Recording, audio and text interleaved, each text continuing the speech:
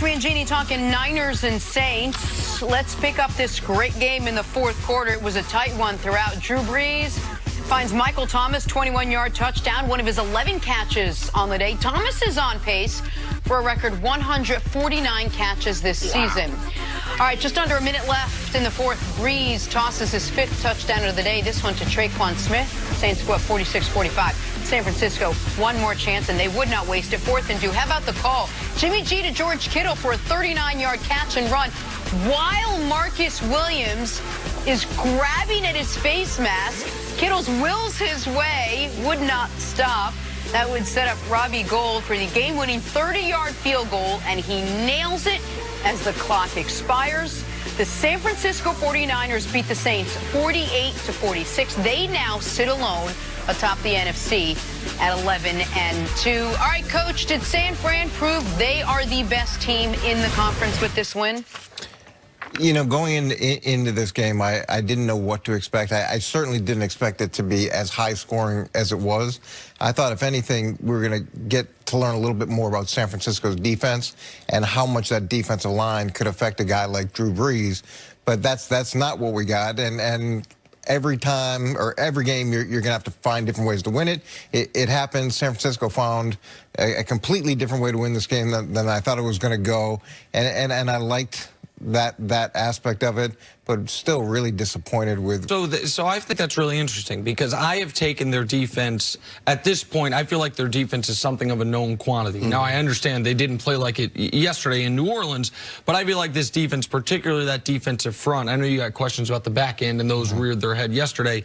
That defensive front is going to give people enormous trouble throughout the year. My question has been about their passing offense, which is why, Canny, I was so impressed with them yesterday. You tell me New Orleans is going to score touchdowns their opening 4 possessions, that this game's going to get into the 40s. That, to me, says, okay, then San Francisco got annihilated. The fact that not only did they stay within, they stayed close, and then they took another haymaker from New Orleans with Drew Brees driving them down for a touchdown at the end, stopped them. That 2-point conversion stop was huge, because it's why the field goal ended up being the winner instead of the tying play.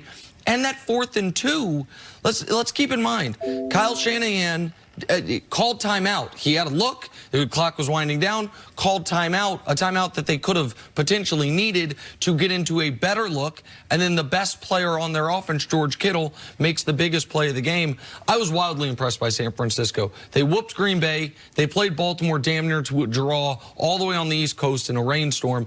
And then to beat New Orleans like this, to me, they did assert themselves, at least for the time being, at the top of the conference. No, I was really impressed with what San Francisco was able to do. And, Coach, you mentioned it. You talked about that 49ers defensive line not having the kind of impact that we're used to seeing them in games.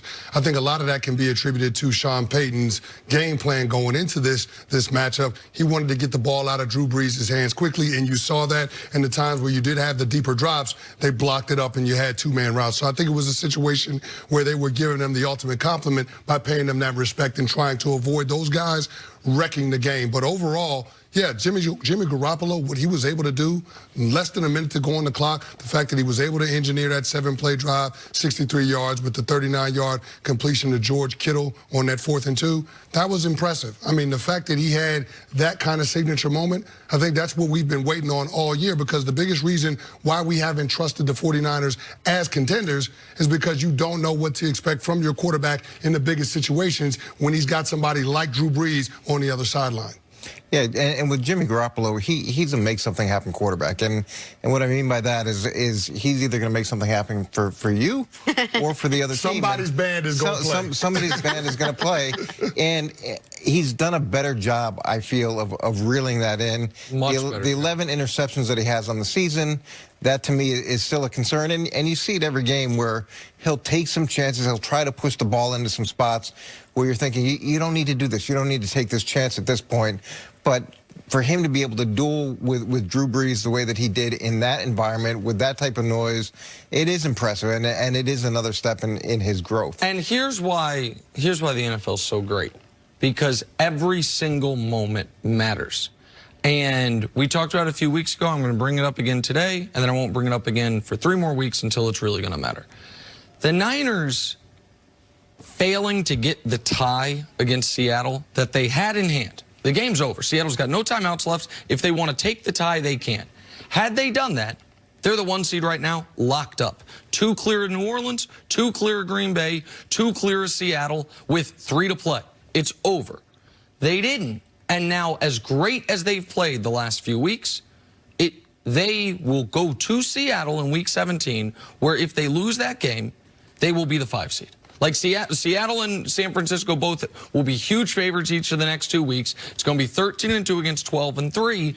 And as good as bullish as I am on San Francisco right now, while they proved yesterday, Canty, they can go to New Orleans and win. You talk about it all the time. The path to the Super Bowl, if you're the 1 or the 2 with a bye versus the 5, where you have to play the extra round and every game's on the road, so much harder.